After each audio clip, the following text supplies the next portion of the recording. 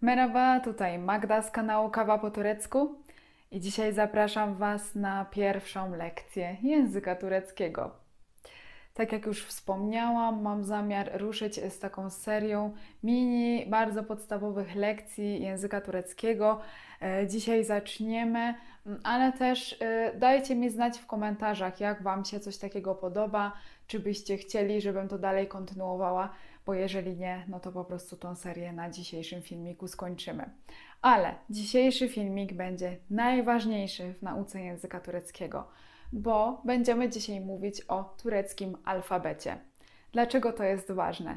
Dlatego, że jeżeli poznacie turecki alfabet i będziecie wiedzieć, w jaki sposób czytać słowa tureckie, to sami będziecie mogli nauczyć się takich słówek, jakie Was interesują, znajdując je sobie w rozmówkach czy w słowniku. Dopóki nie wiecie, jak je przeczytać, no to jest dosyć trudno, prawda? Więc dzisiaj skupimy się na tureckim alfabecie. Postaram się Wam go omówić tak, żebyście jak najłatwiej mogli go zapamiętać. Więc jeżeli jesteście zainteresowani, no to zapraszam. Często osoby wokół mnie, które wiedzą, że znam język turecki, pytają, czy było trudno nauczyć się tureckiego alfabetu i tureckiej pisowni. Myślę, że to wynika z tego, że część ludzi myśli, że w Turcji wciąż używane jest pismo arabskie. Było tak w czasach trwania Imperium Osmańskiego. Ten język turecko-osmański właśnie opierał się na piśmie arabskim. Natomiast alfabet został zmieniony w 1928 roku, kiedy to Mustafa Kemal Atatürk wprowadził reformę języka, ale o tym mówiłam więcej na tym filmie, więc jeżeli Was to interesuje, to tam sobie zajrzyjcie. Tak czy owak, podczas tej reformy zrezygnowano z pisma arabskiego i wprowadzono alfabet opierający się na języku łacińskim, czyli taki sam alfabet, jakiego my używamy w języku polskim. Oczywiście jest kilka liter, które czyta się inaczej niż my to czytamy w polskim, lub są to litery, które w języku polskim nie występują, ale o tym Wam opowiem za chwilę. Tak czy owak, po tej informacji możecie się już spodziewać, że wcale ten alfabet nie będzie taki trudny. No dobrze, to najpierw przeczytam Wam, jak ten alfabet turecki brzmi. Widzicie go teraz całego na ekranie. I jak widzicie, niektóre litery są pogrubione, niektóre nie. Te, które nie są pogrubione, to litery, które czyta się zupełnie tak samo, jak my to robimy w języku polskim. Pogrubione litery to te, na które będę zwracać Waszą uwagę za chwilę. Najpierw przeczytam cały alfabet, jak leci, a później wrócimy do tych pogrubionych części i omówię je dokładniej. Uwaga, czytam alfabet. A, B, C, C, D, E, F, G, yumuşak G, H, I, I, J, K, L, M, N, O, Ö, P, R, S, Ş, T, U, Ü, W, J, Z. Jeszcze raz. A, B, C, C, D, E, F, G, yumuşak G, H, I, I, J, K, L, M, N, O, Ö, P, R, S, Ş, T, U, Ü, W, J, Z. Tak czytamy turecki alfabet. Oczywiście zauważyliście pewnie, że niektóre litery, które my wymawiamy w języku polskim, z tym E na początku, to tutaj w tureckim czytamy z E na końcu. Tak jak my w polskim mówimy na przykład MN, Tak Turcy mówią mene, to jest ta różnica. Ale to jeżeli chodzi o literowanie, a w słowach te litery, które są niepogrubione, czytamy zupełnie tak jak w języku polskim. No i teraz przejdźmy do tych pogrubionych. W kolejności, tak jak one były wymienione, pierwsza litera to litera dzie. I to jest taka litera, która powinna brzmieć jak coś pomiędzy naszym polskim dż i dzi. Wiadomo, że na początku, jak będziemy uczyć się języka, to ciężko nam będzie znaleźć ten odpowiedni dźwięk, więc obojętnie na początku, czy będziecie to mówić jako dż, czy jako dzi, będzie poprawnie. Nad tym się nie spinajcie, ale ta idealna wersja to coś pomiędzy dż i dzi. Dzie. I przykładem tutaj słowa jest dziuma. Dziuma to piątek po turecku. Następna litera to cie. Cie. I znowu to jest dźwięk pomiędzy naszym polskim czy i ci. I znowu na początku, jeżeli będziecie czytać ten dźwięk jako czy albo jako ci, nic się nie stanie.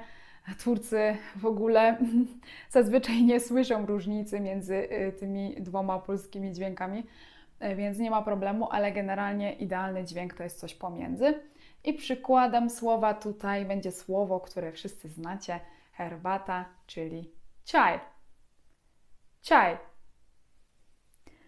Następna litera, dość skomplikowana, jumusia G, czyli tłumacząc na polski, miękkie G. I jak to się używa? Są dwie sytuacje, w których może to miękkie G występować. Jeżeli miękkie G w słowie otoczone jest samogłoskami z grupy e, i, y, to wtedy czytamy je jako j. I przykładem tutaj będzie słowo ejer. Ejer oznacza jeśli. Ejer. Widzicie? Otoczone jest dwoma samogłoskami e, czyli samogłoskami z grupy e, i, y. Wtedy czytamy jako j. Ejer. Druga sytuacja to wtedy, kiedy miękkie G występuje w otoczeniu samogłosek z grupy a, o, u. I przykładem tu będzie słowo acz, czyli drzewo. Słyszeliście, co się stało? W takim przypadku tego miękkiego G nie czytamy, a samogłoska, która jest przed tym miękkim G, jest wydłużona. Acz.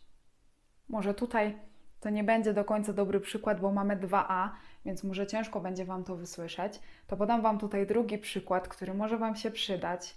Nazwisko prezydenta Turcji. Bo często też słyszę, jak z błędem dziennikarze to nazwisko wymawiają, mówiąc Erdogan. Absolutnie jest to błąd, bo jak widzicie, miękkie G w tym słowie jest w otoczeniu samogłosek O i A. I właśnie to O stoi przed miękkim G, więc to O wydłużamy, a tego miękkiego G nie czytamy. I wychodzi nam Erdoğan. Erdoğan. O wydłużamy. Erdoğan.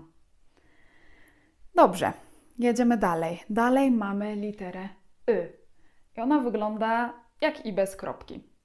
Niezależnie od tego, czy to jest mała litera, czy to jest wielka litera, jest to I bez kropki i czytamy je zupełnie tak jak polskie Y. I przykładem tutaj będzie słowo ıslak, czyli mokry. Islak. Dalej mamy literę I.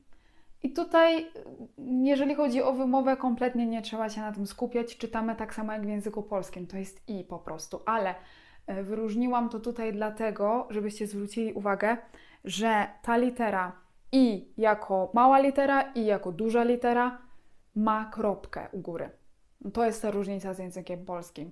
My pisząc wielkie I, piszemy je bez kropki, ale tutaj wielkie I bez kropki to jest Y.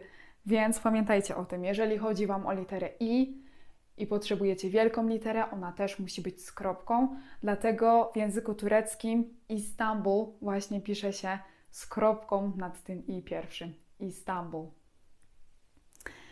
Dalej, jaką mamy literę? Mamy literę Z. Tą literę czytamy zupełnie tak jak nasze polskie Z. Przykładem będzie tutaj Japon, Japończyk, albo często też pojawia się ten dźwięk w zapożyczonych słowach na końcu, słowach typu masaż. Dalej mamy pierwszy umlaut, tak to nazwijmy, Ö. Jeżeli uczyliście się niemieckiego albo francuskiego, no to będzie Wam łatwiej to wymówić. Jeżeli nie, żeby wymówić ten dźwięk, należy ułożyć usta tak, jakbyśmy chcieli powiedzieć o, ale zamiast o mówimy e. O, e, e. I przykładem słowa tutaj będzie ördek, ördek, czyli kaczka. Następny dźwięk to sie. I znowu, tak jak w przypadku cie, to jest taki dźwięk pomiędzy naszym polskim szy i si. I znowu, jeżeli na początku będziecie mówić szy twardo albo si miękko, nic się nie stanie, obie wersje będą uznawane, ale idealny dźwięk to ten pomiędzy, sie. I przykładem może być tutaj siubat, czyli luty, siubat. Dalej mamy dźwięk drugi z umlautów i jest to dźwięk ü. I znowu, tak jak w niemieckim lub francuskim to czytamy, jeżeli nie wiecie jak to jest, to układamy tym razem usta, tak jakbyśmy chcieli powiedzieć u, ale mówimy i. U, ü, ü. I przykładem tutaj będzie üzüm, czyli winogrono, üzüm. Następny dźwięk to we. Czytamy zupełnie tak jak nasze polskie w. I przykładem będzie tutaj Warszawa, czyli Warszawa po turecku. Warszawa. I ostatni dźwięk, inny niż w języku polskim, to je. Czytamy zupełnie tak jak polskie j. I przykładem będzie tutaj jemek, czyli jedzenie. Powtarzam jeszcze raz wszystkie dźwięki, które są inne niż w języku polskim. Pierwszy dźwięk dzie, pomiędzy naszym polskim dż i dzi. Przykładem jest tutaj słowo dziuma. Następny dźwięk cie, pomiędzy naszym polskim czy i ci. Przykładem ciaj. Yumuşak g, czyli miękkie g. Jeżeli znajduje się w otoczeniu samogłosek takich jak e, i, y, to wtedy czytamy je jako j. Przykładem jest słowo ejer. Jeżeli natomiast znajduje się w otoczeniu samogłosek z grupy a, o, u, to wtedy tego miękkiego g nie czytamy, ale wydłużamy samogłoskę, która się przed nim znajduje. Na przykład Erdoğan. Dalej mamy Czytamy jak nasze polskie Przykładem jest tutaj słowo Islak. Dalej i. Czytamy zupełnie tak jak polskie i. Pamiętajmy tylko, że jeżeli używamy wielkiej litery i, ona też jest z kropką. Że. Czytamy jak nasze polskie żet. Przykładem jest tutaj słowo Japon. Pierwszy z umlautów.